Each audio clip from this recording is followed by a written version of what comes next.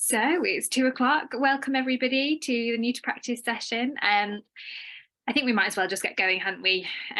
As we know, people will still be coming in for the next 5, 10, 15 minutes as they get free. So thank you everyone who is joining us at this point. And thank you so much to Shella, who's organised this session. So I'll be handing over to her soon. Thank you so much to you for organising this. Our other usual thank yous, Amy and Gail and Jill's here as well. So, and Tony is just about to be admitted. So we're really lucky today to have lots and lots of helpers and lots of input.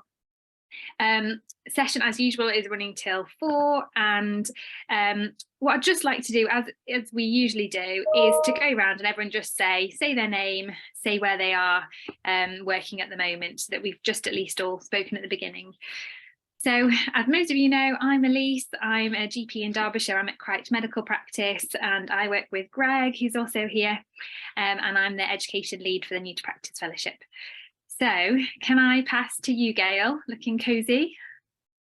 Yeah, hi, I'm Gail Walton, retired now from clinical general practice, working for GP Task Force and GP Provider Board, and I have the privilege and pleasure of supporting our fellows, whether they're GP Task Force fellows, Trailblazer fellows, and as you'll be hearing later, something we're going to start, New to Practice Plus fellows. So yeah, welcome. I'm going to pass to Jill next, Jill Francis. Okay, thanks, Gail. I'm Jill Francis. My involvement directly with general practice at the moment is business manager to a primary care centre in Chapel on the Frith, Thornbrook. So to two attendees today, that's why you're thinking I know that person. The rest of my time, I'm actually a training consultant as well. So I go into hospitals, community care, primary care, and facilitate a number of training events. Hi, I'm Tony. I'm a 6-session partner. Yeah, this is Fudge. She's much more interesting. Love Fudge. Yeah, she's going up here. Otherwise, she's going to eat me. Yeah, I'm a 6-session partner at Littlewick in Ilkeston and clinical director in Arrowash. And Sheila's asked me to come and talk about partnership in my journey. And hi, Gail. Gail's retired from my partnership. Thank you, Tony. Hi, I'll be leading the session today. I am a 6-session partner at Wilson Street Surgery. I CCT'd in August 2019 and also went through the New to Practice Fellowship Scheme. So I'll be going through the partnership programme shortly. Welcome to the Condensed Partnership Introductory Programme. I'm delighted to be doing this. I've lost track of times, how many times I've done this, 3 or 4 times now. But we're talking about partnership today. So as I said, I'm a GP partner at Wilson Street Surgery. I have been a partner, it will be 2 years in January, having CCT'd in August 2019, doing a bit of locum, salaried, and then transitioning to GP partner. So just a bit of housekeeping, if you haven't already, if you can show your name, I think amend your name, and then I think all of you have said you're salaried anyway. Keep yourself on mute if possible. I will go through the timing, and all of our speakers this afternoon are aware of the timing, so we will try and stick to timing so that people can leave at 4 o'clock. Please utilise the chat function. So if anybody says anything that you don't want to unmute yourself for, or just have a question, then please put it in the chat function. We will be monitoring that and hopefully be putting those questions through to the speakers. The sessions will be recorded and available through the usual online secure platform. So outline, we'll go through partnership agreements and Jill will kindly go through that for us. I'll do a few minutes just on my top tips as a fairly newly transitioned partner, and then hand over to Tony to reflect on his own journey top tips. We'll break for about 10 minutes just to stretch our legs, grab a drink, and then there will be a panel discussion. So we've got a couple of additional partner colleagues who will be coming just to really answer questions, reflect on their own journeys, and basically give some advice if people want any, and then we'll close around 4 o'clock. So I will now hand over to Jill Francis. Thank you, Jill. Thanks, Shella. Welcome everybody this afternoon. It's great to see so many of you on this new to Practice programme. I think it's quite an exciting project. And this afternoon, is our mission to persuade you to be partners of the future? I think our mission is to give you an objective viewpoint of being a partner in a practice, as opposed to being a salaried GP in a practice, for you to make your mind up. And I want to go through the main points with regard to partnership agreements this afternoon. There's going to be some what I call softer information as well. For example, I want to start off with just by putting across what I believe are the positives of becoming a GP partner.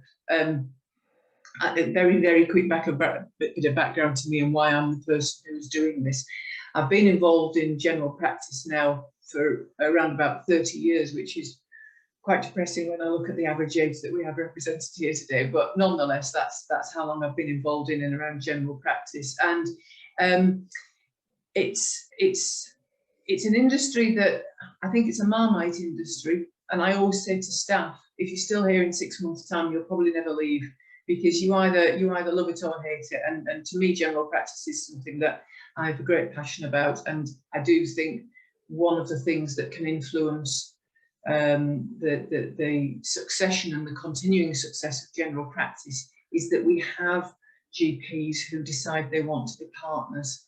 I think if the role of a GP ends up in the future that every single person is salaried and it's an ICB controlled type organisation, I think there'll be lots of things that could be missing for the service, but also lots of things that could be missing for GPs that have gone through a lot of training. And then once you become a partner, for me, some of the main benefits you get, there's definitely an ability to influence. I'll get the mercenary bit out of the way first. There's an influence available to you for your income.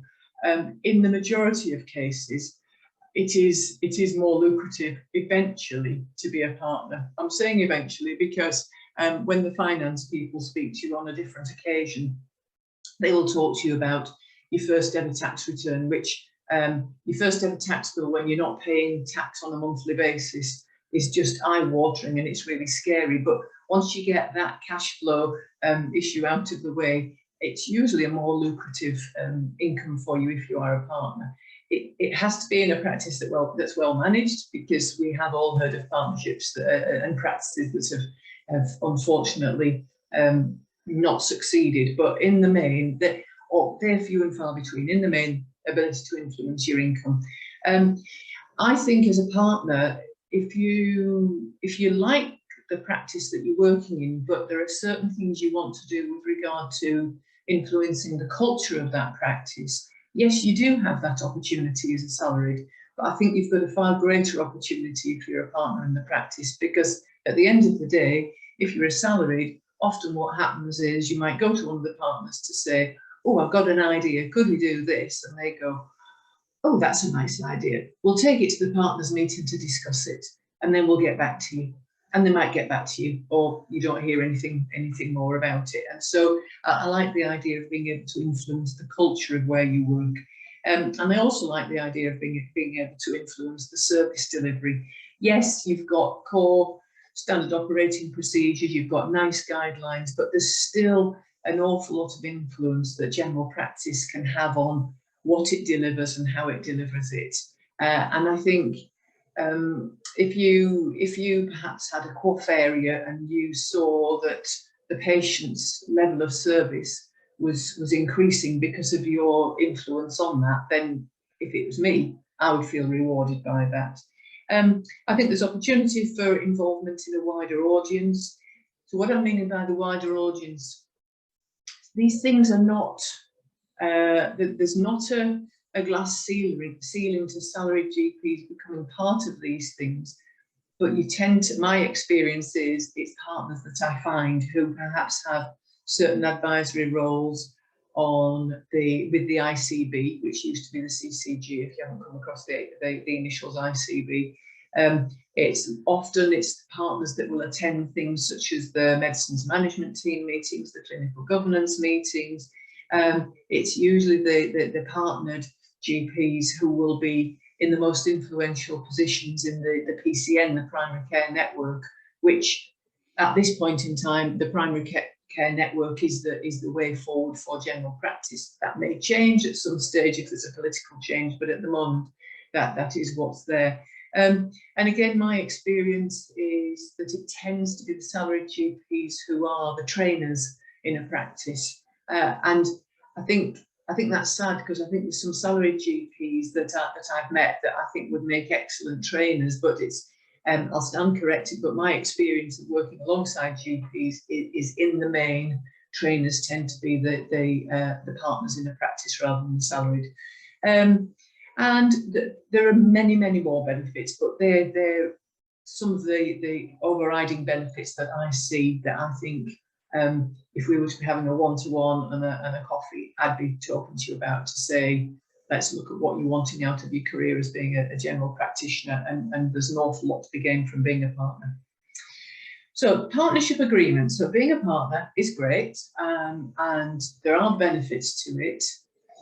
Becoming a partner in a practice is a little bit like getting married. And people often say to me, yeah, but do I really need a partnership agreement? Because I've worked here as a registrar, and all of the partners were so lovely and fabulous then. I've then worked here as a salaried GP, and I still think all of the partners are really nice. And now I want to be a partner, and you're saying to me I should consider that there being some form of either creation of, if there isn't already one there, or updating of a partnership agreement.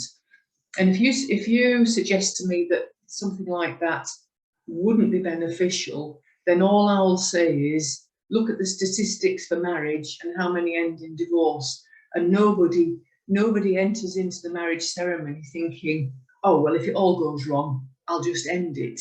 You don't. So it's the same with entering into a business partnership. We don't expect it to go wrong. But sometimes things do change, and it might not even be because of a fallout. Geographically, you may need to move to a different part of the country, but you need to know what your deal is for exiting the partnership, and that's something that you'd want to include in there. So it's not an adversarial document. For me, I always think it's much more effective to agree what's going into a partnership agreement when everybody really gets on, because then you can just voice your opinions. You can all decide what goes in there, what's fair to the partners. Now, partnership agreements are, there's certain parts of a partnership agreement that are very quite turgid and basic, and it is the description of their business, details of the partnership, details of your accountant, your year ends, things of that nature. But then we start to get into the areas of partnership that you need to have more discussion about. So there might be restrictions on partners' authority, who's allowed to say what. There might be conditions applied. So if there are 4 partners in a practice, then there might be a condition applied that says, for a decision to be reached, any 3 of the 4 are allowed to make that decision. And you need to know that you're comfortable with that, so that you haven't gone on annual leave for 2 weeks and come back and find that a decision's been made that 3 of your fellow partners have agreed upon, and you suddenly think, oh, I don't actually know that I'm happy with this, because it means we're going to commit to an extension of a bank loan that we've already got. So using that one as an example, you can have conditions and caveats attached to these. You can say any 3 of the 4, providing it doesn't involve spending anything in addition to X amount of money. So it's building in safety, it's building in protection. Capital and income distribution. So what I'm meaning by capital and income distribution will be included in the partnership agreement. That is looking at how holidays are divided up, how profits are divided up, and so are you clear about that, and would it seem a fair way? So an easy example I can give is if it's a 3-partnership practice and 2 of the partnerships work 6 sessions and one of the partners works for 8 sessions, then is that how the profits are divided up? Does the partner that works 8 sessions get 8/20 of that? And that's often the way that the accountant will do it, but you need to understand what you're committing to. Not going off at a tangent, but slightly tangential to that, you need, if you're thinking of entering into a partnership, you need to talk to the current practice accountant and have certain things clarified, such as, yes, the profits are going to be divided up proportionally in line with how many sessions we do, but is the same rule applied to the premises if the business owns the premises? Because that isn't always the case. So it can be that a premises is owned equally, but the profits of the business are divided up depending on basically how many hours you put into the practice. And it's the same with annual leave entitlement. Does the partner that works 8 sessions get more annual leave than the partners that work 6 sessions? How are these things divided up? And I'm not going to say to you this afternoon, this is how you have to do it. I'm here to say to you, when you're considering a partnership and you're looking at partnership agreements, these are the things we need to thrash out. These are the things we need to get established so that they go into the agreement, so that if, 18 months later, somebody says to you, I think you're taking too much annual leave time, you can go, it's what we agreed, it's what's in our partnership agreement. You might also want to clarify maternity, paternity leave, sick pay, and other entitlements of the partners. And it varies from practice to practice. So I've had links with a practice where for maternity leave or paternity leave, the partner who is going to be taking that time away from work, it's been their responsibility to source and fund a locum. Whereas I've been involved with other practices that the partners say, fine, you go on your maternity leave, and what will happen is the locum will be funded out of the practice expenses. Now it's still, whichever way around it is, it does end up being fair, but you need to know what you're committing to, and it ends up being fair because if you haven't come across it, the NHS is a wonderful organisation, and it refunds a significant portion of the money that gets paid for sickness absence, for paternity leave, for maternity leave. We need to be mindful of things such as retirement of a partner, because what we don't want to do, and in partnership terms, what we actually describe it as is last partner standing. And you definitely need something in your partnership agreement about last partner standing. So a lot of what I'm saying to you this afternoon, I believe has to be in the agreements, but there's certain things that I'm just ringing an alarm bell for you, because quite often if the partnership owns a building and there is a loan associated with that ownership of the building, the equivalent to a mortgage, but a business loan, what you don't want is to enter a 5-partner partnership, and what the bank expects is that if any one of the partners, for whatever reason, defaults on their loan repayments, the remainder of the partners pick up the bill for that. What we don't want to happen is within 6 months of you becoming a partner, the other 4 partners say to you, oh, by the way, did we not tell you we're all doing a joint retirement? And you suddenly think, crikey, there's just me now, and I've got this massive loan, and I've got to try and find some other GPs who want to be a partner in this practice. So what partnership agreements often have in them are conditions attached to a partner leaving for whatever reason it may be, for retirement, for a geographic move, for a change of heart, and that it's not like a regular employment contract. So regular employment contracts, you might say, I'm going to give 3 or 6 months, whatever your contract says, notice, and after that point in time, I can leave. Partnership agreements, I've come across it where it's not been unusual for partners to have it in that agreement to say, in the event of me choosing to retire, I will need to give the existing partners at least 18 months notice, because those of you in practice, even if you're not partners already, you'll have seen if somebody leaves, it can take quite a while to get somebody else on board and build up the relationships before perhaps they become a partner in a practice. So look out for that last partner standing clause in there. Another example of that is we'll often say that in any 12-month period, 2 partners can't hand their notice in. Again, because I've had the privilege doing this type of work that the General Practice Task Force linked to the LMC have given me the privilege of going around practices and assisting with various matters. So I've sat in a lot of partners meetings, and I have sat in a meeting where one partner handed their notice in at the meeting and another partner had a real go at them because they said, how dare you? I was going to hand my notice in next month with a retirement plan, and because we've got a condition in our contract, I've got to hang around for another year now. And it's what happens. But for the remaining partners and for the stability of the practice, we need things like that in our agreement. We do need things like that. And you know, quite often, if it's a retirement plan, well, weren't you expecting it anyway? If somebody reaches the age of between 55 and 60 and they're on a 1995 pension contract, I'd be really surprised if they weren't thinking about retirement. So it shouldn't come as that much of a surprise, really. What other things might I need to think? I might need to have something in a partnership agreement about an expulsion of a partner. Now, I know that sounds a bit dramatic and a bit threatening, but I do need to think about the expulsion of a partner because sometimes partnerships do go wrong.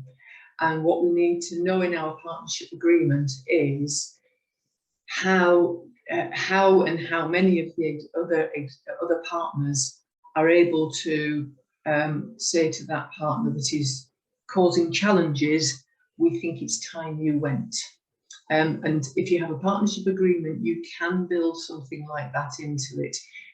In the world of limited companies, there is a technical term for it, but it can still be applied to regular partnerships rather than a limited company. And it's called good leaver, bad leaver provision. And you need to have a good leaver, bad leaver provision in place so that, well, I know that Shella and Elise will have heard me give this example before, and probably Tony, but a practice that the Sheffield CCG asked me to go in and give some assistance with. The partners went in one Monday morning and found that there was white tape taped down the wall in the building, along the floor, up over desks, over chairs, and back up the other wall.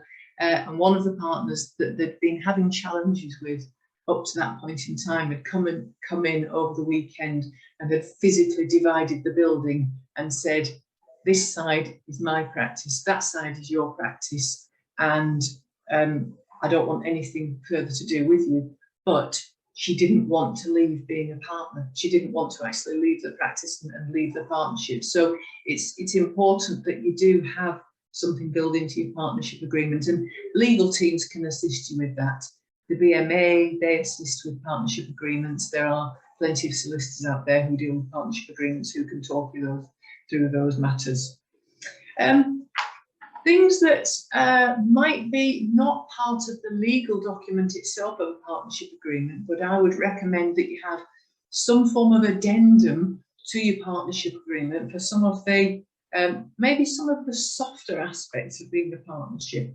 But are we going to build in there some form of mutual assessment period? Because you might feel you know the partners, and then you suddenly start to work with them where you have a shared responsibility for decision making in how the business works, and you might think there's no way I can work with these people, there's no way I can go forward with this.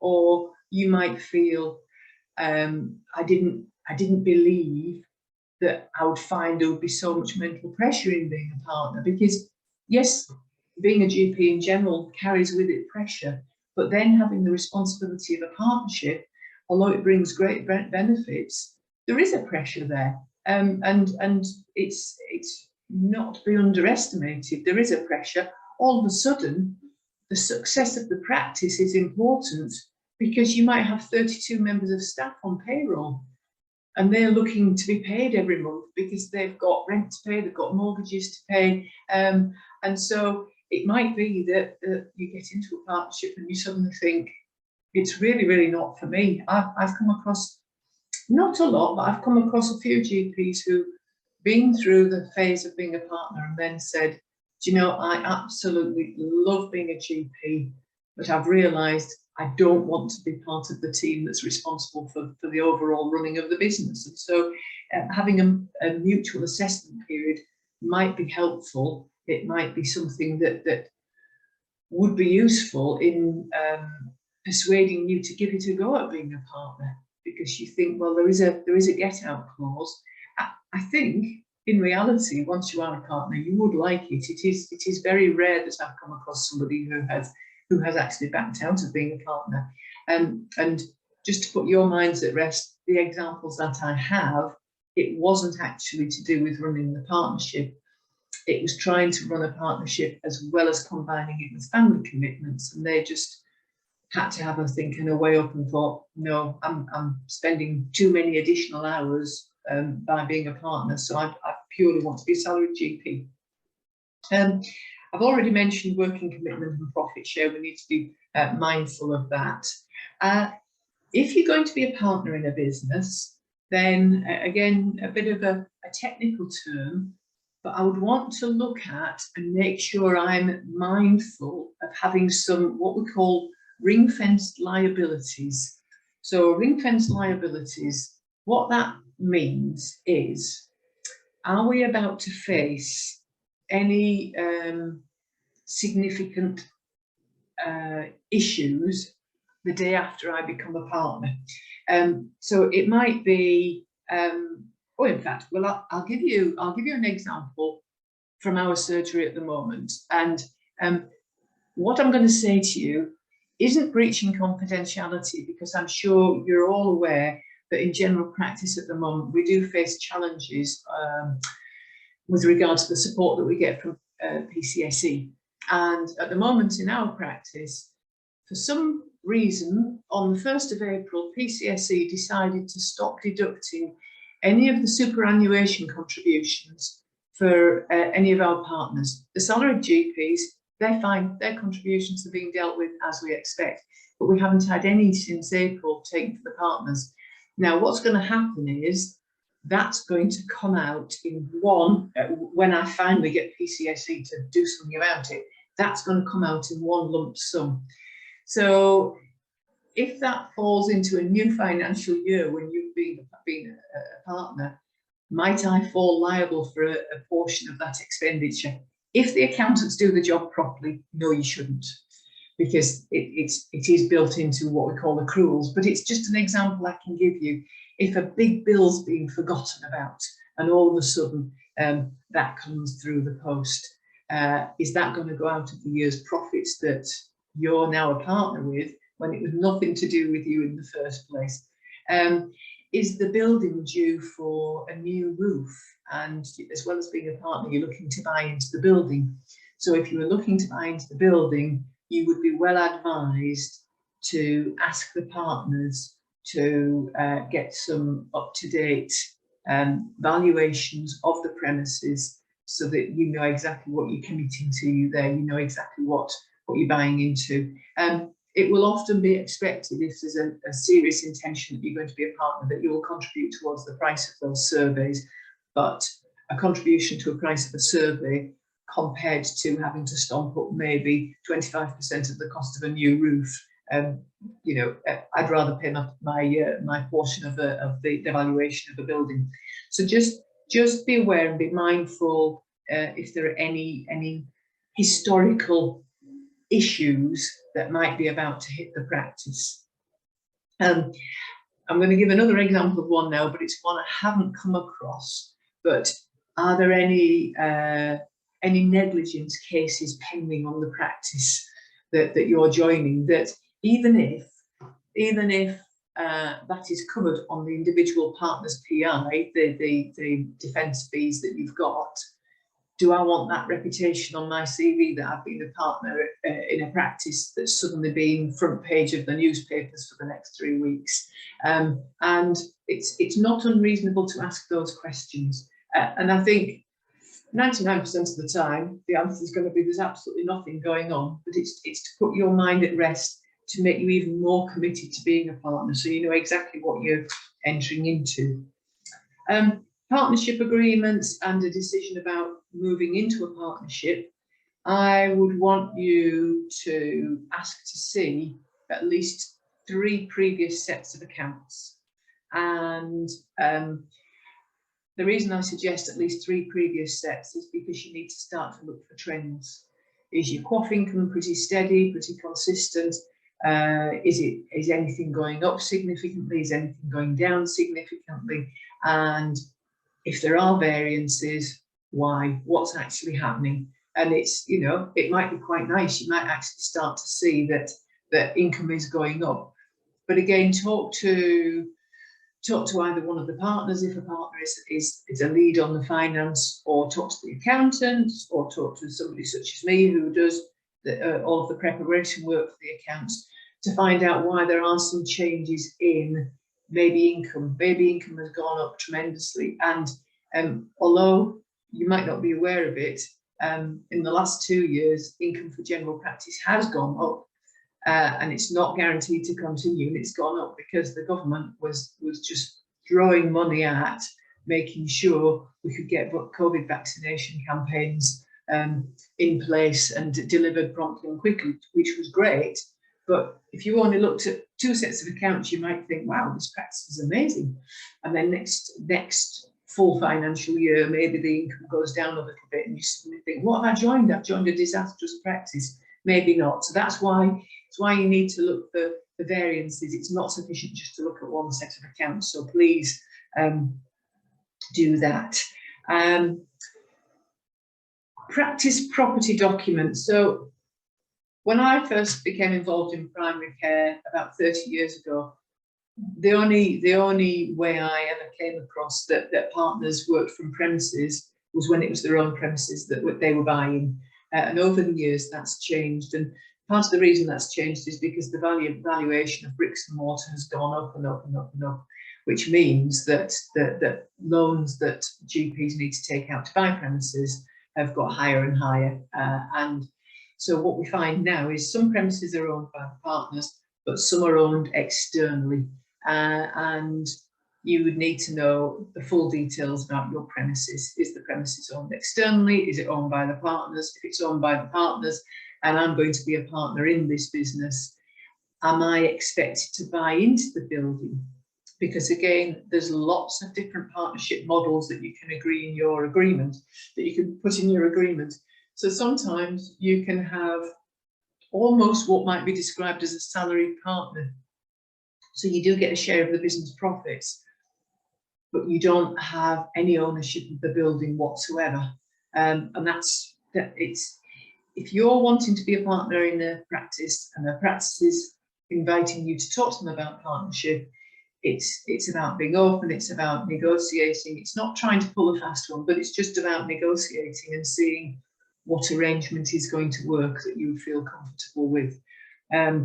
If it's a business that's leased out to a private organisation, so private enterprise now has got an appetite for buying GP surgeries, and then what happens is the GPs rent the surgery back from the private enterprise. So you need to know that from your partnership agreement. You need to know if you were a salaried partner or if you were a full equity partner. Full equity meaning that you own parts of the building as well. So though you need those. I've written down here with regard to certainly agreement for you entering into a partnership is about obtaining references. And I would ask if there are any retired GPs from the practice that you could talk to get a reference on it, but also the partners will be wanting to seek references on you, so don't be surprised about that.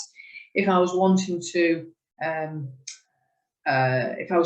enter into a partnership, and it's maybe a practice that I'm currently a salaried GP at, I'd want to talk to some of the staff. I just want to talk to them to see how long they've worked there. That's very indicative of a practice. I would want to talk to the practice manager, and I would want to say, talk me through staff turnover in the last 10 years.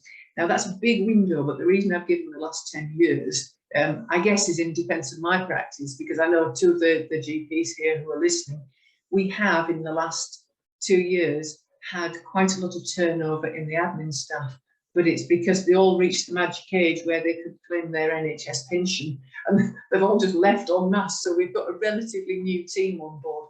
So high turnover doesn't have to mean that it's a bad practice if there's another reason for it. But if you started to find things out about the practice you work at and you think, blimey, every 6 months there's a total turnover of staff here, what is going on here, and do I want to actually be a partner? You might still say, yes, I do, because returning to what I started with, you've got an ability to influence. And if you think, I know I can influence the culture of this practice, and I know I can do something positive for staff retention here, then that's great, really.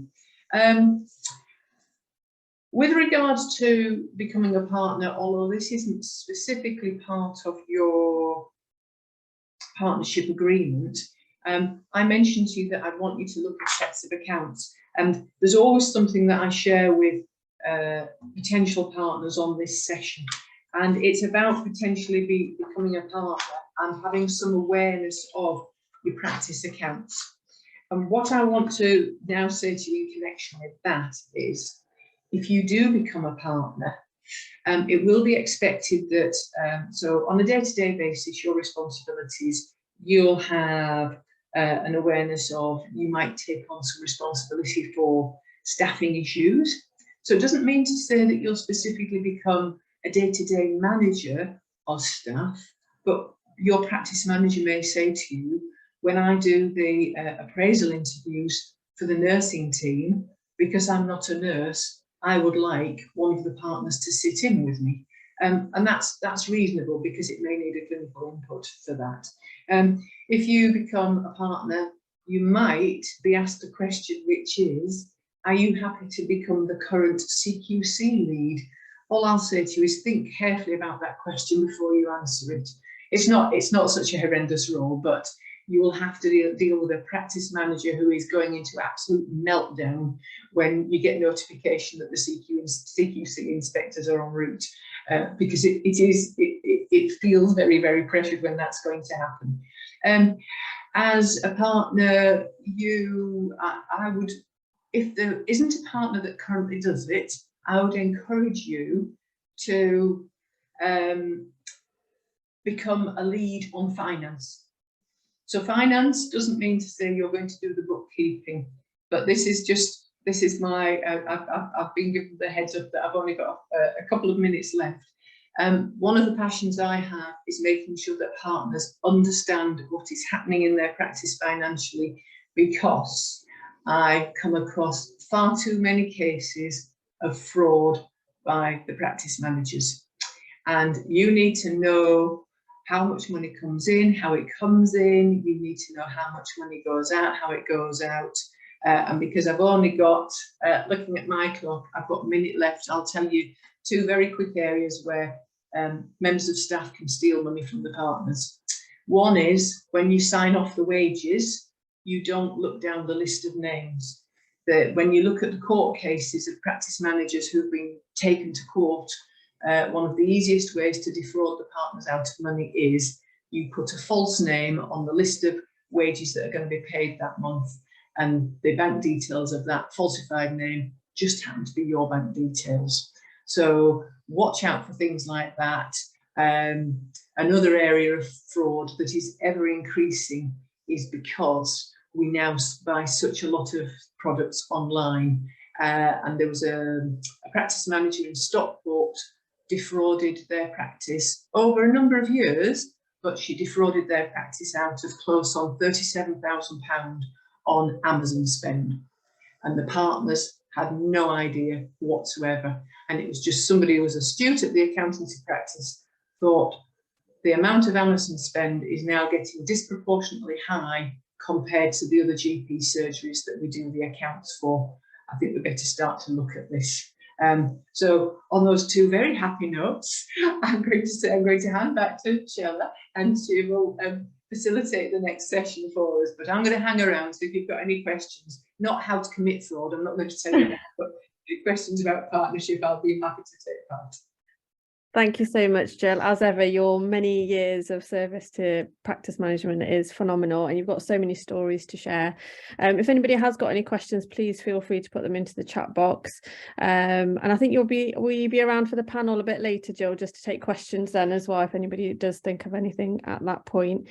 So moving on to the top tips. So I'll spend a few minutes talking about my top tips, and then we'll go to Tony, who will he's already introduced himself as a partner. So as I said at the beginning, I'm a relatively new partner, so I will be 2 years into partnership in January. So these are just some reflections of my top tips. And the key thing really is the art of balance. So you need to try and balance what your personal interests are versus sacrificing yourself at the altar of whatever practice you've signed up to become a partner. And it's really trying to make sure that you're being as helpful and cooperative in the partnership as you can, but not killing yourself in the process, as currently the demands are huge on partnerships. So when you're thinking about partnerships, just think about the money that you can get versus the hours and the intensity. So if you've got quite a small partnership with a large patient population, then yes, you're going to be earning more money, but the intensity of that work and the hours that are going to be required is also going to be proportionately higher. So you do need a balance from income versus the intensity, and that really comes down to lots of different things, but primarily also what kind of partnership you're signing up to potentially. Think about how that practice works in terms of feedback. So, I think one of the points is make sure that you're there for a short period of time. And is it a practice that takes on constructive feedback, or does it view it as criticism? And depending on what your own kind of thoughts are in how you like to work, constructive obviously works a bit better than criticism. And also think about flexibility and responsiveness. So one of the huge challenges obviously during COVID was, turnaround in models and delivery of care, and think about the practice that you're potentially signing up to or working with, and thinking, actually, is it flexible? Does it respond to local needs? Does it, change things around if there's a changing dynamic in the delivery of healthcare? Or does it kind of just stick to its old way of doing things, and, that there isn't any flexibility in that? Because that can often be a difficult balance to strike in terms of your commitment to that practice and how it potentially may evolve with time and challenges that will come up. Think about transactional versus continuity models as well. So is it a practice that really focuses on having the same GP seeing the same patients ongoing, or is it much more transactional in that you see them once off and then they could be booked with any other clinician? And again, it's striking that balance, and we know from data that having a continuity type model actually results in better outcomes for patients over the longer term, but there also needs to be a balance with trying to meet the demand that we're currently facing as well. Key is really trust and respect. It's so important in any partnership to make sure that you actually implicitly trust and respect your colleagues within that partnership. Without that, you could potentially be in a situation where you're constantly second guessing, not really understanding what's going on, but just going along with it, and then finding that actually this wasn't the right decision for you. So building those relationships with your partners, or being there for long enough for a short period of time before you sign up to partnership, is really key, so that you do have that trust, and you can't, as a partner, be working in lots of different cabinet roles and be expected to have an overview of everything. So you do need to have some level of trust and respect in your colleagues to be able to say, actually, that's their kind of delegated area. And yes, I can express an interest in that, but I don't need to know all the nitty-gritty granular level detail of that specific area, because you do have that level of trust. Do try before you buy. So going back to whether you work there as a locum. So I worked as a locum where I eventually became partner and actually didn't have any kind of salaried role there at all. And trying before you buy is really important, just so that you do understand how the partners work between themselves, how a decision's made, how does the practice run, rather than going in there a bit blindly before committing to partnership and then having that mutual assessment period. It might be worth thinking about a salaried with a view to partnership, just as a kind of mutual assessment period, then added into the partnership. So working as a locum and a salaried, then maybe potentially signing up as a partner, but having that built-in mutual assessment period as a partner on top, so that you do understand the dynamics of the partnership as a partner rather than as an employee.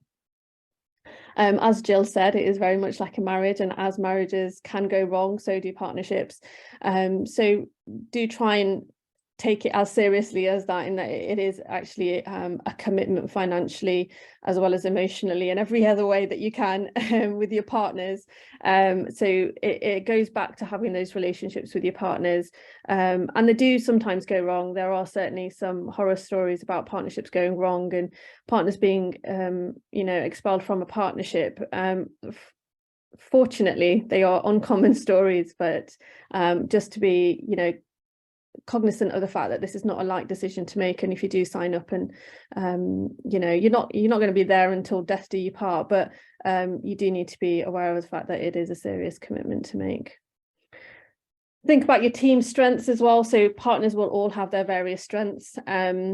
Hopefully, if you've got a varied team in terms of ages, experience, backgrounds and interests, that will only really add to the team strengths. So really think about actually what the strengths of each member of that partnership, or even the team, the practice management team, the receptionist, admin, what are the team strengths that you actually want to go into, and what are your own strengths that you feel you can go in and contribute. Do think about getting a mentor. So I was very fortunate as a locum to be allocated a mentor within the practice, who eventually encouraged / twisted my arm into becoming a partner, but having a mentor through that relationship is actually really important, because as a junior partner you will potentially struggle to navigate your way through partnership as a new partner, as a relatively newly qualified GP. So having that experience is incredibly valuable. And Jill also alluded to this. Think about the decision-making process. Is it that all partners, regardless of the sessions committed, all have an equal vote? Is it that the senior partner makes the decision? Is it two senior partners that make the decision? Actually, what is the decision-making process, and what is your voice within that partnership? So I'm very fortunate in the partnership that I work in, that my voice equally counts to the partner who's been there for over 20 years. So if I have an opinion to share, or voting or a vote is taking place, it is equitable in that way, but not every partnership works in that way. So really think about actually what is the decision-making process, and how will that impact you moving forward in that partnership. And I would strongly urge you to get a coach, even if you're not a partner. I think as GPs going through the navigation between transitioning to practice as a qualified GP, having a coach and really understanding what your strengths and your values are, what you can add and what you may potentially struggle with, personally for me has been life-changing, and I would urge you to look at the programs that are available through GP Taskforce, GPS, and if you're not sure how to navigate those options, then get in touch with any of us. I'm sure we can direct you, but I would really definitely ask you to consider that as an option. So the reason I'm showing this slide is that GP partner is what I do, but I came into general practice because I liked too many different things. So yes, I'm a GP partner, but being a GP partner has also opened up so many additional opportunities to me that I potentially wouldn't have had as a salaried or as a locum. And that, I think, became particularly pertinent during the COVID period, when I was able to really take part in lots of vaccine uptake and vaccine inequality work, because I could reflect on the challenges in general practice as a partner. And yes, that was quite a specific scenario, but I think the opportunities available for personal and professional development really do expand quite a lot more as a partner than if I was a locum or a salaried. And I also want to say that I have a family. I have these roles but I do have 2 children and a husband. And my partnership is structured in a way that actually when I'm not at work, I'm not at work. And it's really important that you do have boundaries, and what you don't want to do is be a partner 4, 6 or 8 sessions and actually just be constantly working in your personal time. That really will lead to burnout, and everybody likes things in different ways and works in a different fashion. So it's really thinking about what are your personal interests and how will partnership really allow you to develop those personal interests or professional interests, to take up other things that may well be what, you know, allows you to continue having an interest in the work that you're doing. Because ultimately what you want to do is reach that panacea of Ikigai, which I think is really key for what we're doing when we're working under such huge amount of challenges, is trying to find that space within our work life that we can ultimately feel that we're making a difference, and staying well within ourselves mentally and physically to continue to meet the demand that we're under. So to summarize, get to know your colleagues, take opportunities. So some of the opportunities that I had, I absolutely was not an expert in. They came my way, just take them both hands, try it out, doesn't work out, fine, move on. But don't say no, but do be yourself. I think that goes a long way in really allowing you to maximize the opportunities as a partner that you could get. Collaboration is key, whether that's within your partnership with your colleagues in the practice, but also across a wider footprint, whether that's PCN level or across the system. You know, build those relationships up, and you will find that other opportunities will arise that will be beneficial for your practice as well as being a partner. And never stop learning. You know, the journey as a partner has been educational, but it's also allowed me to develop myself in terms of building those relationships and having a reputation, hopefully, of being trustworthy, and developing my leadership opportunities as well, which is definitely there if you want to take those opportunities up. And as I've alluded to, look after your own personal well-being. No matter what you're doing, you really have to make sure that you're able to continue working in the way that we are trying to all currently work. So I'll hand over to Tony, who has been a partner for longer than I have. I'm not quite sure how long, but I'm sure he's got his own reflections and top tips that he will very kindly share with us now. Hi, I'm Tony. So I've been a partner now for, I'm going to have to do the sums because I can't even remember how old I am without doing the sums. 6 years and 8 months and 14 days. So I never intended actually to come back to Derbyshire. I grew up in Ilkeston, and as soon as I went off to uni, I looked as far away as I could without having to learn Norwegian. So I went up to Aberdeen and then just sort of ended up coming back to do my GP training, and ended up in Ilkeston with Gail and the team over at Littlewick. And I always wanted to be a GP. And then I got almost sucked into the dark arts of anaesthetics when I was at uni, till I actually went in and did GP placement at a lovely practice in Inverness, and decided that's what I wanted to be. And as soon as I decided I wanted to be a GP, I decided I wanted to be a partner. So I think that's kind of the first step on any partnership journey. Do you want to be a partner? Because not everybody does, and not everybody has to. But it means a lot if you do, because I think the thing that keeps us, that kind of unites us all as partners, is people want to be partners because they want to have a bit of ownership over something. And I think all doctors are slightly control freaks, and partners are inherently a little bit more so. And knowing that kind of helps you to manage it, because everybody will have their own opinion. And I think, Shayla, you've done some wonderful top tips there. I think what I would add is, I know very much I moved into a partnership who knew me. I trained there and I worked there as a salary doctor, because I was very transparent. I want to be a partner. I quite want to be a partner here. And they were very transparent with me that we don't have an opportunity at the moment, but we'd love to have you as a salary doctor, and let's see where things are going. Because I admittedly I'd been asking for about a year and a half when Nigel was retiring. Gail had been asking Kath, so I wasn't subtle about it. And when an opportunity came, I grabbed hold of it. And I was lucky enough that actually, looking back on it, for the first year and a half, couple of years, I was basically working like a salary doctor. I was really well supported. I was quite protected from a lot of the partnership work, and we had quite a good transition of taking on more responsibility. And I think that's an important thing, is when you start as a partner, you don't have to start full bore with everything, but your relationship with your work will change. You will have a new set of relationships. As things have evolved since then, actually, I think it's been really important being a partner, because Jill, you're right, Shelley, you're right, you've got more opportunities when you're a partner. I'm not sure that it kind of stands that every opportunity has to go to a partner, because it doesn't. I mean, there's people here in this room who have spoken today, they're not partners, and they may have been at one point, but actually their roles aren't lessened because they're not partners. But I think one thing is that as a group of GPs, if you want to influence other GPs, there is a much different voice as partners. There's this concept people keep coming back to, is GPs have skin in the game. What they mean there is partners have skin in the game. We own our own businesses. We contract directly with NHS England, fundamentally speaking. And that means that, everybody's kind of on a level playing field. We all sign up to the same sorts of contracts, and it's a really, really open-ended contract. And that means that we talk to each other in a different way. And sometimes that has a bit of a dark side, because we also sort of look at each other a little bit like competitors. But by and large, actually, we're a collaborative group of people who work together, and it does change that relationship. And alongside that, as I say, this contract we've got a really, really open relationship. And if you look at a lot of different GP practices, a lot of different GP practices will have the same contract, and they'll do it in a different way.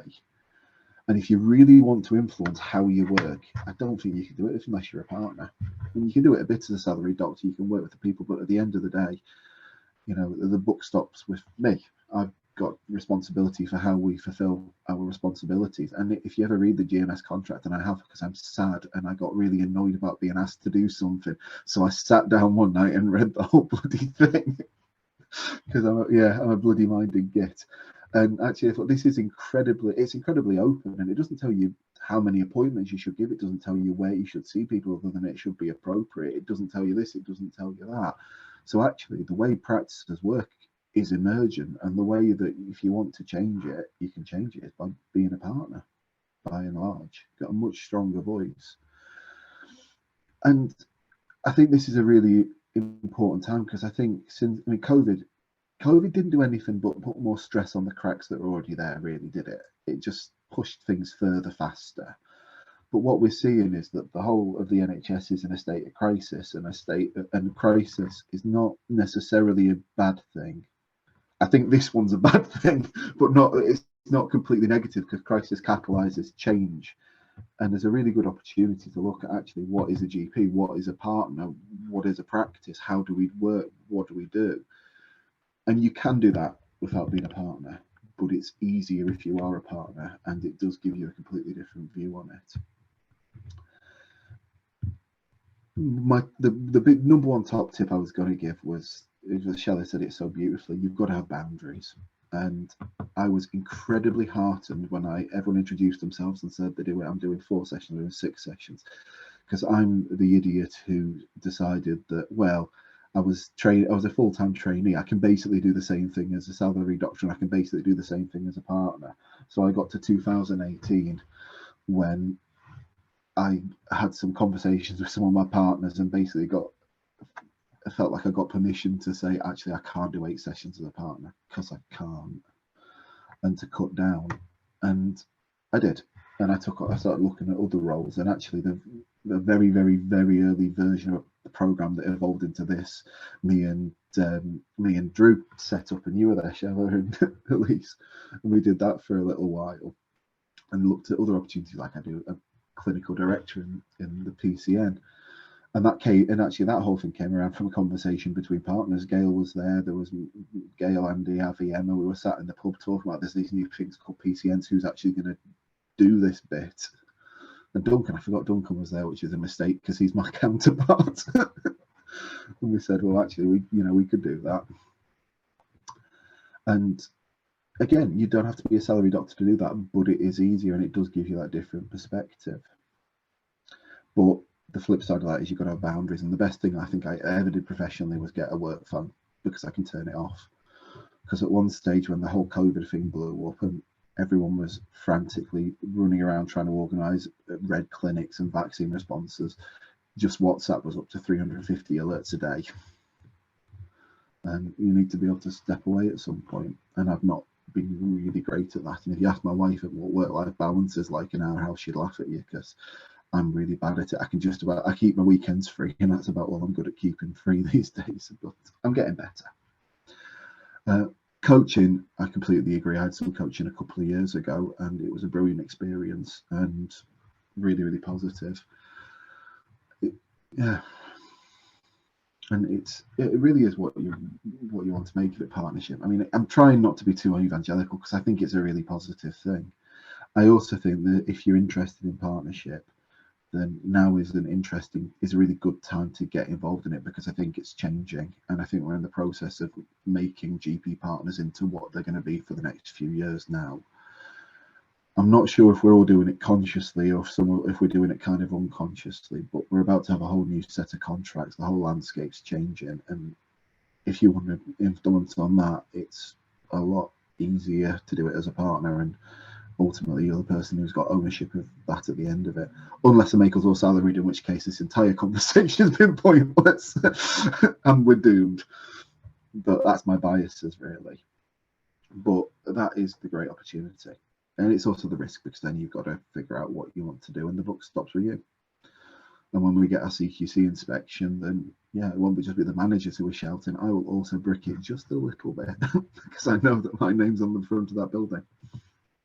Underneath, everyone else is behind the hedge, but it's still there at the front. And yeah, that's it. So yeah, boundaries. If you want to influence, then it's easier to be a partner. I can't pretend it's not lucrative, but then so is being a doctor. And if you want to make money, there are easier ways to make money than any of this, really, aren't there? But it doesn't hurt. Yeah, if you're interested in direction, if you want to have influence and ownership over how you work, be a partner. But make sure you draw your boundaries, and look at opportunities for mentorship, coaching, absolutely essential. Know where you're going, and think about your retirement as well. And I can say that for two reasons. One is because I messaged Gail a couple of weeks ago and said, I'm going to talk about top tips for partnership. You're looking at this from the other side. What we do say, and the first thing Gail said to me was, think about retirement, because it's a big transition, and how do you transition out of doing something like this? The other reason I say it is because everyone's got to think about their retirement. None of us have the luxury of having a state pension that we could live on, do we? That's all my grandma gets, and it's bugger all. And you've got to be involved in the NHS pension scheme, and it is a bit of a monster. And I completely hear what you're saying, Jill, about PCSE, because they seem to be at the moment taking random amounts of money from us randomly. And as a partner, that sits with me, because we can't not pay people salaries, but we can not pay drawings until the money comes back in. We haven't had to, but that's potentially where it is, and that does sit quite worryingly. But also, because it is quite a lucrative, thing being a GP in the last couple of years, then you've got to think about, are you going to suddenly incur a tax liability, because the pensions people won't tell you till after the fact, and then suddenly you've got another tax bill, and it is a bit of a pain in the neck. So having a good handle on your finances around that's pretty much essential. And also, when do you leave the scheme? Because you don't have to pay in it till the day you retire. You can come out sooner. And who wants to be doing this when they're 80? I don't. I think the Secretary of State for Health might have other ideas, but unless they've got a life support machine with a built-in FP10 pad, I don't think I've got to worry about that too much. That's pretty much it. I think I finished 5 minutes early, which is unlikely, because I can normally talk forever. Thank you so much, Tony. I think just Jill's obviously mentioned finances, and normally during the condensed programme we do have BHP come to do quite a detailed talk around finances, but it's so detailed you can't really condense it down into 10-15 minutes or even half an hour. So I hope there will be opportunities available for you just to be able to go through at some point a practice account example with BHP, so that you can really understand actually what are the income streams, what are the outgoings, how does that reflect on what your take home would be in terms of drawings, potential tax liabilities and so on.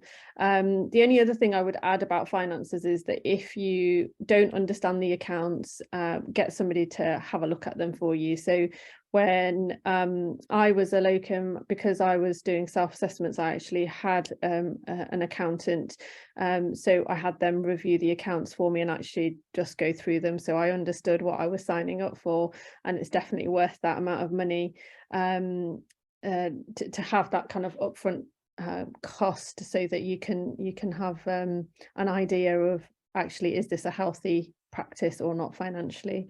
And I'm sure Jill has got lots of insights into finance, and we've got a few minutes if you want to touch on those, Jill. With regards to finance, I just sent Shella a quick message there saying happy to take some finance questions if needed. So certainly in the Q&A session at the end, if you've got some specific questions about finance, I'm happy to take those. But just with regard to looking at the practice accounts, I think I'll just give you an overview for that. When you look at a set of practice accounts, there's two main documents that you'll see. One is called the balance sheet, and one is called the profit and loss account.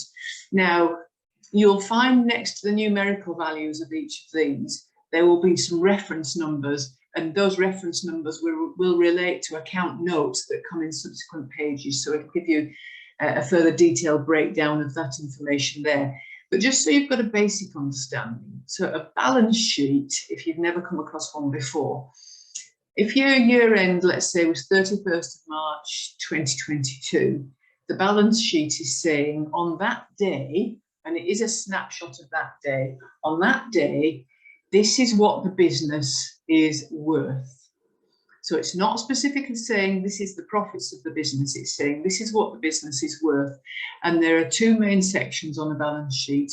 You have a section which are your assets. So that's the things that are good for the business, the things that the business have got, and then you've got your liabilities. So I call it Ladybird Book 1. So in Ladybird Book 1 terms, your assets. If you own the building, you're going to have a value of a building in there. If you've got money in the bank account at the 31st of March 2022, how much money was there in the bank account? And that is an asset that's there, and it's the value of the business at that point in time. You also will have an accrued figure in there of an asset, because the NHS is funny with how you get paid for some of your services. So, for example, in our November PPA payment, so that's for your drugs and injections that you've administered, so your flu vaccines, let's say. So your November payment is paying you for the activity that you submitted in September. So there's always a time lag. So when the accountants are saying this is what the business is worth, they have to take into account those. So they say, okay, so your year ends 31st of March 2022, but we know in your bank account you haven't yet had the money in for February and for March, because the February one isn't going to be coming in until April. So there'll be a figure in there for your assets as well. And your liabilities are the opposites of that. So you've got an asset that's saying you've got a building that's worth X, but in the liabilities section, then you've got a bank loan. So if it said that the building was worth £1 million, but you've got a bank loan of 750,000, in reality, you only own £250,000 worth of it. So you've got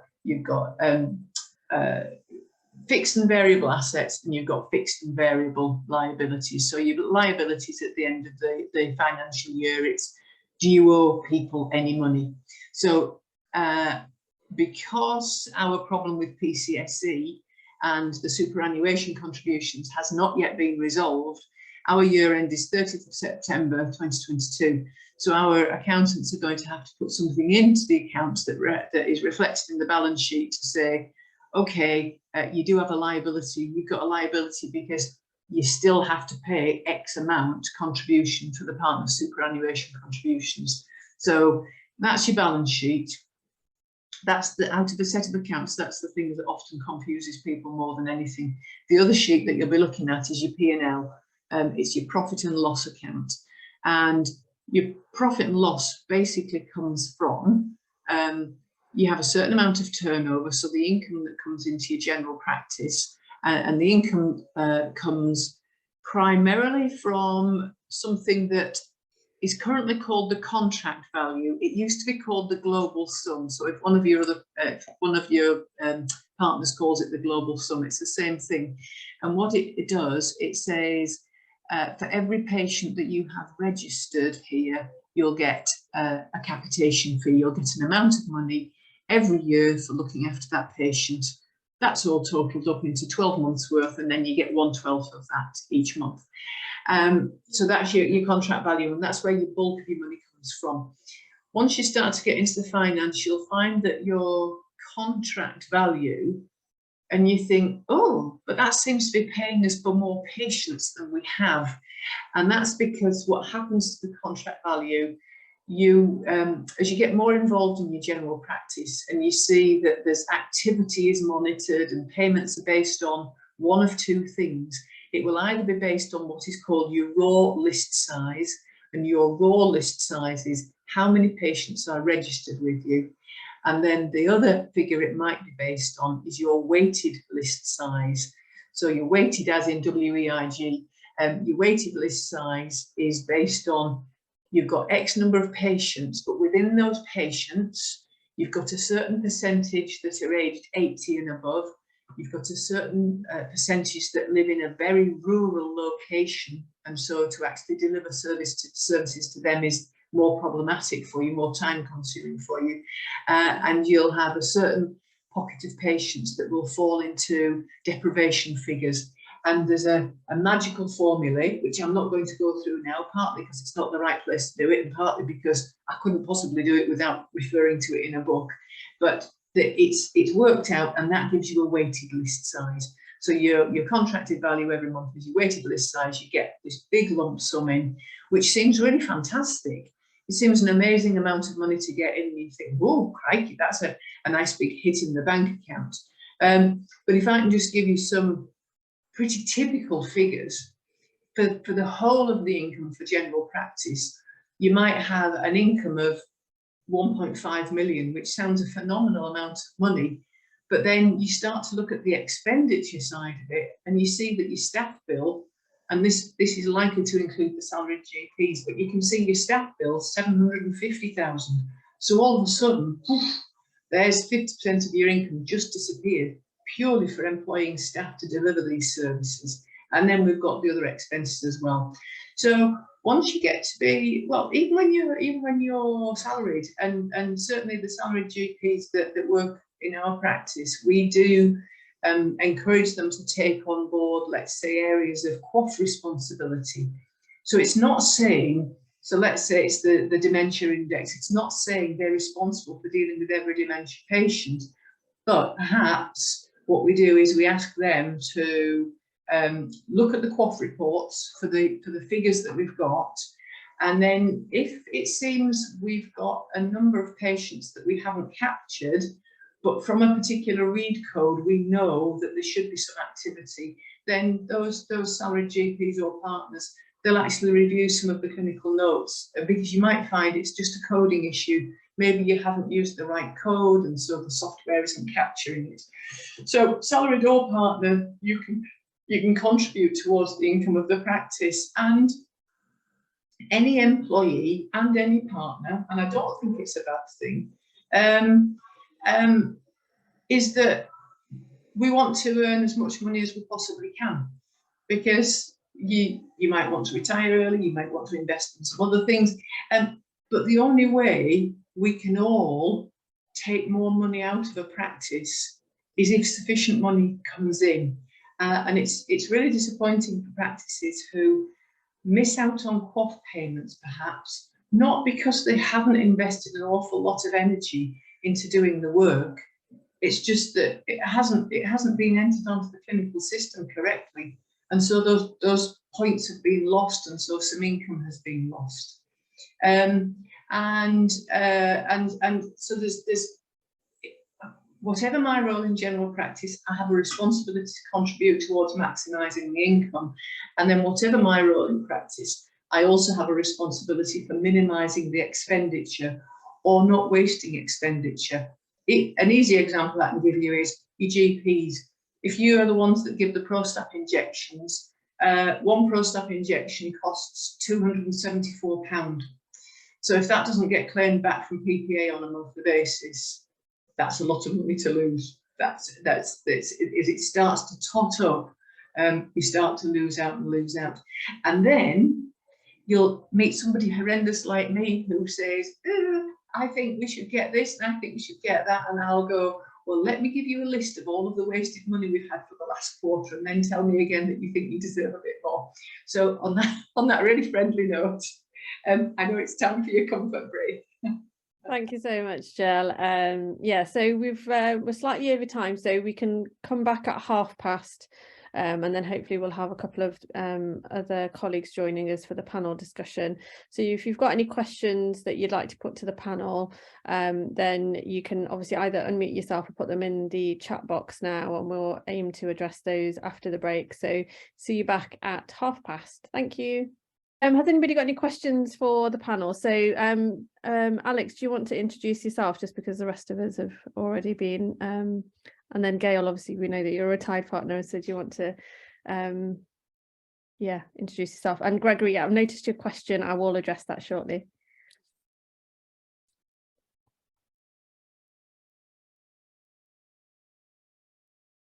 Do you want me to unmute you, Alex? No, it's not letting me. That's it, I found it. Welcome. Hi, so I'm Alex. I am a GP partner at Somercotes Medical Centre. I CCT'd in May 2020 and took a salaried post and joined the partnership just under a year later. Thank you. Jill is practice manager, as we said, Tony, and Gail, I know that most of the NTP fellows will know you, but do you want to introduce yourself from a partner perspective? Yeah, hi. So you'll probably have heard me babble on before. I retired from clinical general practice at the age of 62 at the end of March, but I've carried on doing GP task force and GP provider board work, probably up to a maximum of 2 days a week. That's proved very useful because in part of some of the other work I do for task force under the banner of GP Aspire, which is the scheme we set up probably about 4 years ago now, which was around some career advice. And the initial remit of that was to look at the sort of late career GPs and see if there was any work we could do around retention. And actually what came out of that was a lot of mid-year careers, GPs feeling quite burnt out, worn out, querying what they were doing in terms of career progression and what looked different.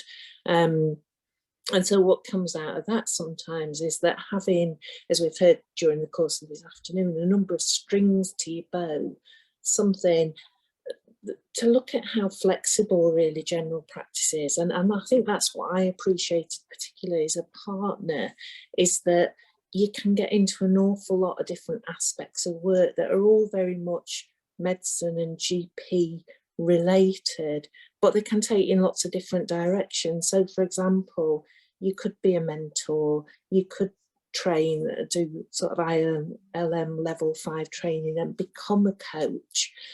You can offer a lot back in different ways, and it's still very useful.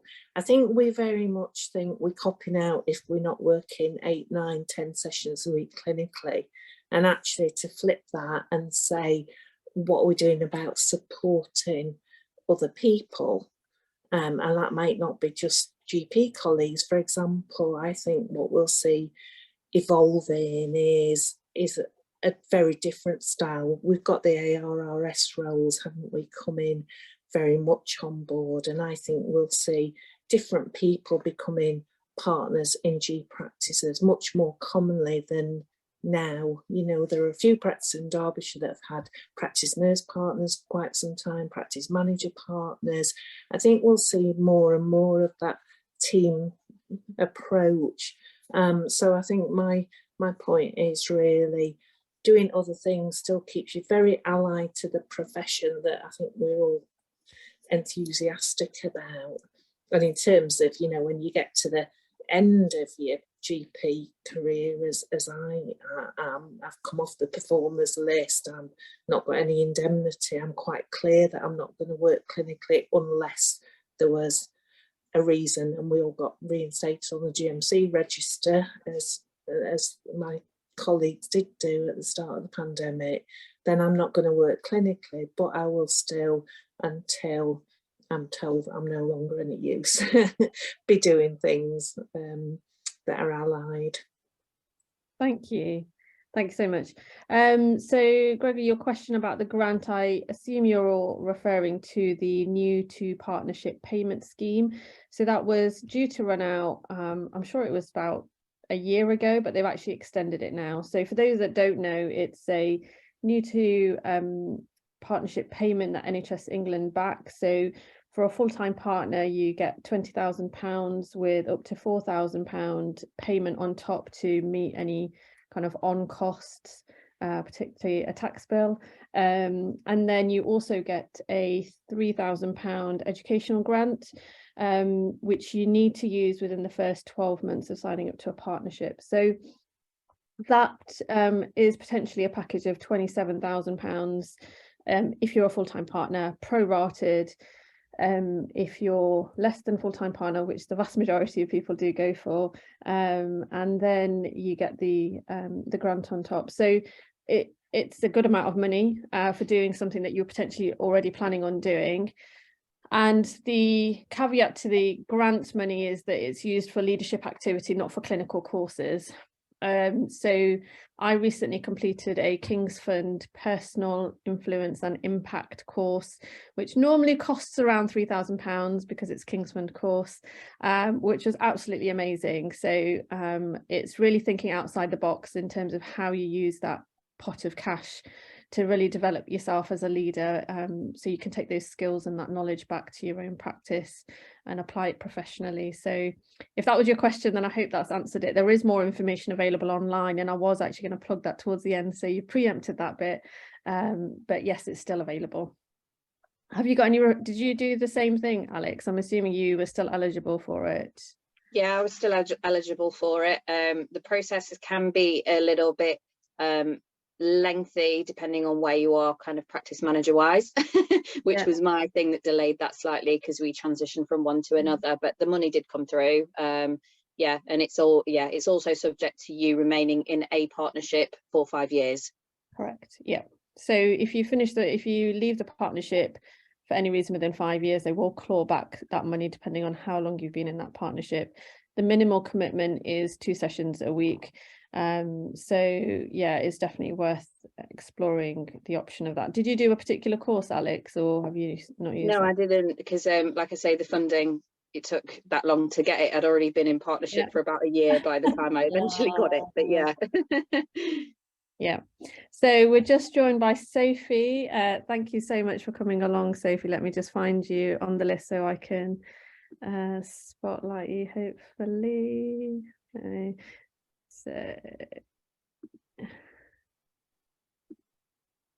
hi Sophie, thank you so much for coming along. So what we were just doing is just the panel discussion at the moment. We're just introducing ourselves and our partnership journey. So I know you and I did the full partnership course 3 years ago we started, and I know you're subsequently become a partner. So do you want to just share any reflections about your partnership journey? And then we were just talking about the new to partnership payment scheme and how I personally used it and how Alex found it. So if you've got any reflection on that as well, that would be great. Sure. Hi everyone. I'm a partner at Lister House and a clinical director, and in fact I went to the GP training with Tony and Elise. I've been a partner for a couple of years now, and joined partnership 2 years out of training. Sounds quick, but I was a paediatric trainee for 2 years and a surgical trainee for 1 year. Partnership's been good. Sorry, it's been a busy day. Probably not a good reflection of partnership. All right. Where have you guys gone? Sorry, something just came up on my screen and it's closed you down. So yeah, partnership's really, really great, really interesting. always get to lots of projects, especially now at PCN level. We've just completed a chronic pain project, and I just reflecting on all those projects that I don't think I wouldn't be able to do or wouldn't be able to lead if I was just salaried GP. So I'm really thankful for those, and they make such a big difference to my working week because they are so different and they change what we do day to day. The preparing for partnership I found really helpful, especially the financial side of things, which is very different as a partner as opposed to a salary GP. And I think even meeting some of the things that I think I've learned over the last 2 years is meeting at the start of your partnership journey with your practice accountants or personal accountants can be really helpful in planning your next 2 to 3 years out, depending if you get your pension forms right, which I've had a bit of trouble with. So I'd definitely say, yeah, that's something that I've learned. So I think we all have different demands depending on obviously the patient list size and the partnership model. So are there any reflections that you think from the size of your partnership or your list size that actually are attractive or particularly challenging that you want to share? So do you want to go first, Alex? Yeah, so yeah, we've got about 7,500 on our patient list. We are a single site practice. And when I was looking for jobs, that was kind of the field that I wanted. I didn't want to be on like a big multi-site sort of practice, mainly because of experiences that I'd had, not only kind of like through medical school. So I went to a medical school, I had loads of exposure to about 12 different GP practices and had a really good kind of like exposure to the sort of GP practicing that I was exposed to. And then I trained in one that was a little bit bigger but a similar sort of size and a similar sort of feel to it, so I knew that that was kind of like the look and feel I was going for. In terms of our, but that also means that kind of we are responsible for all the bits of running, and there are less people to do similar sorts of jobs in that as well. So yeah, in terms of leads on things and focusing on projects and things, there's just less of us to do that, so it is more responsibility in some ways, but obviously because you've got a smaller population size, there's less responsibilities as well. But no, I've really enjoyed it. It means that my vision fortunately does align with my partners on the whole as well, so it means that when we want to affect change and make changes, it means that you've got a really good kind of like role in the decision making process and actually affecting those decisions into change as well, which has been we've had huge transformation over the last 2 years. You name a thing, we've changed it.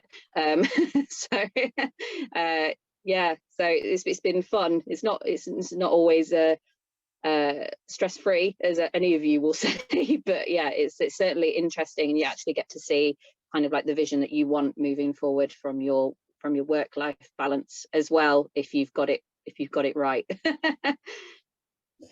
Tony, do you want to share any reflections about your size of practice and any particular challenges or good points? Yeah, we're complicated. So my practice is now up to 18,500-ish.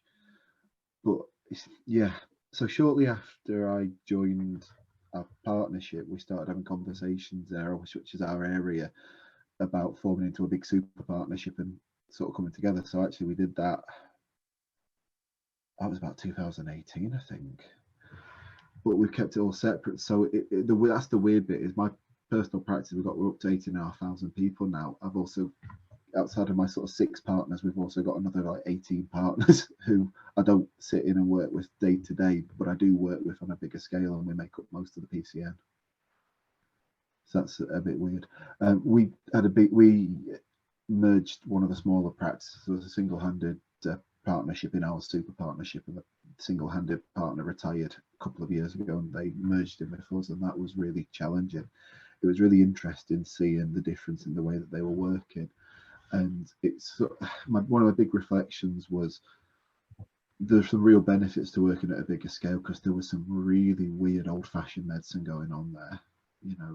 Some of it you look at it and think, why are we doing that? And then think 2 minutes later, oh, we did that 10 years ago. Because you can't keep at your top of your license at everything, can you? So there is at scale, there is a benefit to being able to specialise in different areas, which is really useful. On the other hand, maintaining continuity becomes much more difficult because, let's face it, if there's only Dr. Shanks Monday to Friday, 9 to 5, well, 8 to 6:30, then there's going to be brilliant continuity. You're just going to get absolutely terrible care for your menopausal symptoms because I'm not very good at it.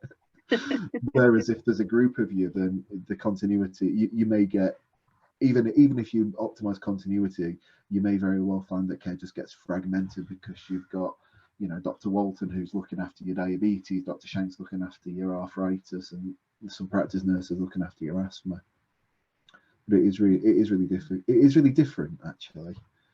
But you can still change things, and it's amazing how fast you can change, because in, you know, March 2020 we changed on a dime from the way we've been working more or less for the last, well, at least a decade since I turned up for the first day of my GP training, to a complete, you know, same day triage service, and then we've changed back again pretty much as fast.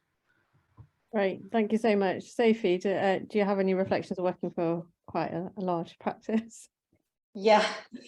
So I think just reflecting what Alex and Tony have said, really, in our large practice, we have like 120 staff by ourselves. So it means we've got an amazing MDT group. So we've got 8 people in our mental health team. So it means we've got access, we've got support for GPs. So I may see one person and then I'll pass them to the mental health team for follow-up. Or they're taken off the on-call list and straight into mental health. We've got, you know, like 5 FCPs, and so there is, but it does mean that we become less specialised in, or we become less, like, our knowledge decreases in those areas where we've got all of these specialist teams. I'm an MSK doctor as well, so that takes MSK work away from our other GPs. So it's great because we've got lots and lots of people who are subspecialised, but that overall GP, we're corroding that. So it's knowing what you enjoy, what type of practice you want. If you want to subspecialise, a bigger practice might be more your, might fit you better, but then a smaller practice would be better if you prefer that. I don't mean old-fashioned, I mean more generalised or general clinical or well-being. But yeah, for me, that ability to have a few things that I'm subspecialised or a little bit extra knowledge in is what I enjoy, and what we've been able to push forward at bigger scale as well. Right. And so Greg has got another question. People have mentioned cash flow and tax bills in the first year. Would you generally still have a livable income in that first year? So yes, absolutely. Just plan ahead. So I personally just hate paying a tax bill unexpectedly massive. So I always apportion a certain amount every month away into a tax account that I know I can use to pay off that tax bill. And the first tax bill is eye-watering, because that accounts for 12 months tax bill, but then the subsequent 6 months of this next tax year that you also have to pay upfront. So it is a large chunk of money, but you do notice over time that actually it's not so bad, hopefully. So any other advice from any of the others regarding that? Great. Just, you may not know this, but most partnerships don't run on PAYE, so you don't, exactly as Shelley said, you have to save the money for your tax. And just the way it works out, depending on when you joined it, depending on which tax year you fall into, basically you don't pay tax in the first tax year because they don't know what to take from you.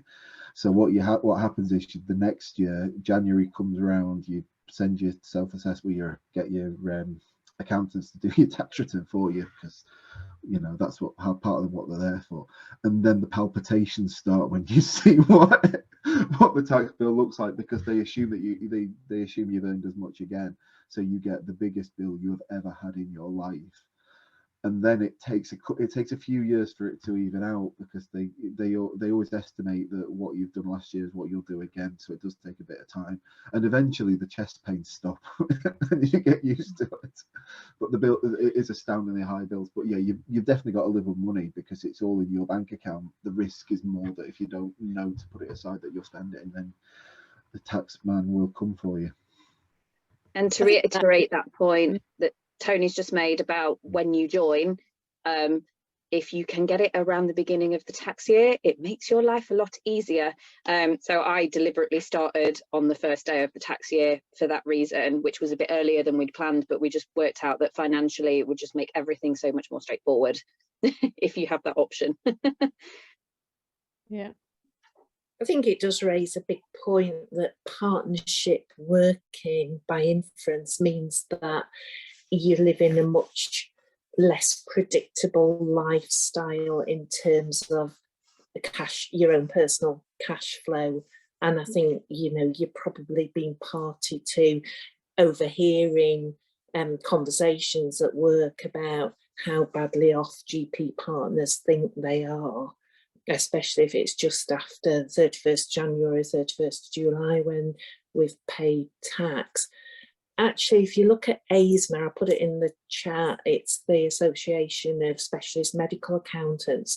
And if your practice uses an ASMA registered accountant, you could probably ask not to see the accounts, but you could ask to see some of the benchmark comparisons where they will look at all the practices that they serve within Derbyshire and then across the UK, and it benchmarks quite a lot of stuff, so quaff income, partners income, etc., etc. And you'll find that depending on what as a salaried GP someone is earning per session, the last partnership figures I saw, partners were earning something in the region of, or profit of £18,000 per session per annum. So that there is that difference in income.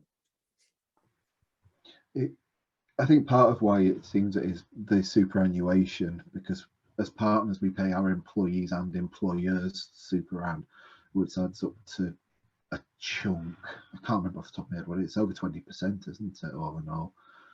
I think it's at 23 or 24%. So if you imagine, the money in your pocket always feels more important than the money on the accounts, doesn't it? So when you look at what you've got on the accounts, and I think it was about the same figures that Gail just quoted that I saw, possibly because you might have sent them to me, Gail. But when you look at what you actually take as your drawings, you mean you're dropping it by nearly a quarter straight away just with your pension payments, and then at some point that may stop being worth it for you. You may exit the pension scheme, and then it goes up 20%, up 25%, whatever it is. Yeah, I mean, there's lots to think about, but I think overall, financially as partners, we do better than locums and salaried. And having done all three, I would definitely attest to that. It's just that you don't get the kind of steadiness or the stability, in other words, just to know exactly what you're getting and having your tax deducted. But that's the risk that you take with the partnership, which hopefully pays off literally in dividends. Just thinking about when you do the feedback, just let us know what you want in terms of partnership discussion. So this was a slightly different way of us doing things. As I said previously, we've had 2 half days. Please excuse my children barging through the door any second. So yeah, just if you have got any feedback, then please let us know if you want us to cover anything in particular with these condensed partnership sessions. Hopefully this has just been a bit of a flavour of actually what is partnership, how, you know, people have found partnership early on, a bit later on in their career, and through the other side of partnership. So it's given you a good mix of opinions and reflections as well. If you want to know more or do a more detailed programme, there is a more in-depth GP partnership development programme that GP Task Force alongside Phoenix are advertising. You can scan that QR code, go and contact the GP Task Force office. It's essentially 7 half-day sessions covering quite key themes, so much more detail about HR, the business aspect, finances, and how to run a practice, and how general practice fits within the wider healthcare system. So hopefully that will be having Sophie, myself, Tony and Elise have done that about 3 years ago, and here we are as, you know, as partners for at least Sophie and myself. So I would highly recommend you looking at that as an option if you want to learn more about partnership before considering to go on to it. And then, as I was alluding to earlier, based on one of the questions, New to Partnership Payment Scheme, more information. If you just Google New to Partnership Payment Scheme, you will find information on there about the kind of terms and conditions. It's fairly straightforward, really, if you can get the claim form and so on in there. And then just briefly about New to Practice Plus Fellowship. So this is a new offer from GP Taskforce, piloting some Fellowship Plus opportunities for new to practice GPs if you really want to develop your portfolio career, as I was talking earlier. So it'll give you 1 session a week to really deliver a Derbyshire-based improvement project over a 12-month period. So there's an opportunity for an IMG New to Practice Fellow, a Physical Activity Fellow, and a Breast Cancer and Physical Activity Fellow. So some really interesting opportunities there that will be advertised in due course. So keep your eyes peeled if you are interested in any of those. So thank you again. And Amy, do you want to say something? I've got hands up there if you want to add anything. Yeah, I just wanted to add to the partnership programme that we've actually launched this week. It's not just open to GPs, it's open to non-clinical staff as well, and nurses. So if you know anyone that's interested in partnership, then obviously that's launched this week. So do express your interest and I will get that as soon as possible.